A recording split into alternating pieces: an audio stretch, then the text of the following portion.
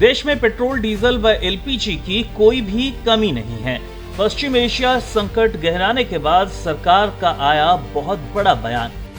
भारत सरकार ने कई स्तर पर कई इम्पोर्टेंट डिसीजंस लिए और इस सिचुएशन को बहुत इफेक्टिवली मैनेज करने के लिए आज की तारीख में we have sufficient crude inventories और अगले 2 महीने के लिए supplies have been lined up. Situation is comfortable with respect to LPG and PNG also. हमारी रिफाइनरीज 100% या उससे भी ज़्यादा कैपेसिटी पर ऑपरेट कर रही हैं और domestic production of LPG has increased by almost 40%. पश्चिमी एशिया में जारी तनाव के कारण कच्चे तेल की कीमतें $100 के पार हो चुकी हैं, लेकिन भारत में पेट्रोल, डीजल और एलपीजी की कोई भी कमी नहीं है।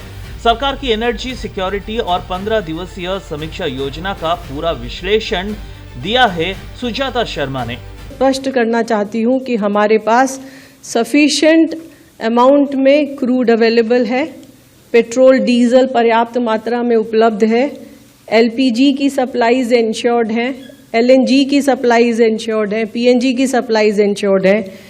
बावजूद इसके कई जगह पर र्यूमर्स देखे गए हैं और उन र्यूमर्स की वजह से पेट्रोल पंप्स पर लंबी लंबी लाइनें भी देखी गई हैं। आपने देखा कि क्रूड का प्राइस, इंडियन बास्केट का भी प्राइस जो लगभग $70 पर बैरल के आसपास घूम रहा था, वो $100 से भी ऊपर पहुंच गया। लेकिन इसके बावजूद भी भारत सरकार ने ये इंश्योर किया कि किसी भी प्रोडक्ट की कोई शॉर्टेज ना हो। भारत और अन्य देश अभी युद्ध जैसी हालातों का सामना कर रहे हैं। पश्चिम एशिया में चल रहे युद्ध के कारण कच्चे तेल, एलपीजी, एलएनजी की हमारी आपूर्ति प्रभावित हो चुकी है। अंतर्राष्ट्रीय बाजार में कच्चे तेल और अन्य उत्पादों की कीमतें में काफी बढ़ गई हैं। पेट्रोलियम और प्राकृतिक गैस मंत्रालय की संयुक्त सचिव सुजाता शर्मा ने अंतर मंत्रालय प्रेस वार्ता के दौरान ये बात कही है। हालांकि उन्होंने भरोसा जताया है कि भारत सरकार ने स्थिति को प्रभावी ढंग से संभालने के लिए कई स्तरों पर महत्वपूर्ण निर्णय भी लिए हैं।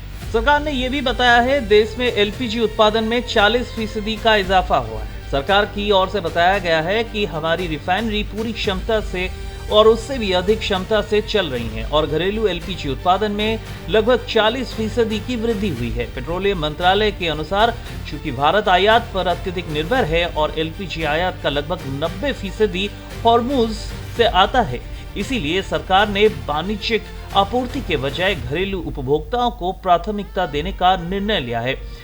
शुरुआत में वाणिज्य आपूर्ति को रोक दी गई है और धीरे धीरे बहाल की गई है। पहले 20%, फिर पीएनजी विस्तार के लिए व्यापार में सुगमता के लिए आधार पर अतिरिक्त 10% और बाद में बढ़ाकर 50 एवं 70% कर दी गई है। Bureau report, financial news.